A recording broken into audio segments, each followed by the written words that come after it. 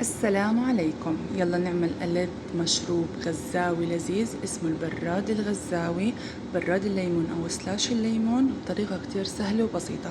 أهل غزة طبعا عارفينه وعارفينه كتير كمان. بالبداية مكوناتها كتير سهلة، رح يكون معانا حليب بودرة، رح يكون معانا نشا، رح يكون معانا سكر وكمان عصير ليمون وتلج، ورح يكون معانا صفار الزعفران وكمان مادة اسمها جرجر وكمان روح البرد. طبعا روح البرد في له بدائل اللي هو روح الموز أو روح الفانيلا، بناخد منه قطرتين ثلاثة لأنه إيش بصير معاه؟ بصير مرار. طيب فبدناش نكتر، نقطتين ثلاثة بنكتر 5 نقاط.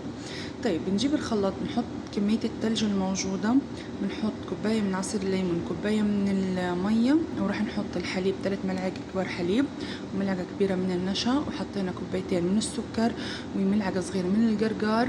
إذا ما كان متوفر مو مشكلة، بس حاولوا يكون متوفر. ونحط ملعقة صغيرة من صفار الزعفران وكمان من 3 ل5 نقاط من روح البرد أو روح الموز أو روح الفانيلا. بنخلطهم كتير منيح وبنقدمهم بالشكل هذا، والباقي بنحطهم في تبر وير، بنحطهم بالفريزر لوقت الاستخدام.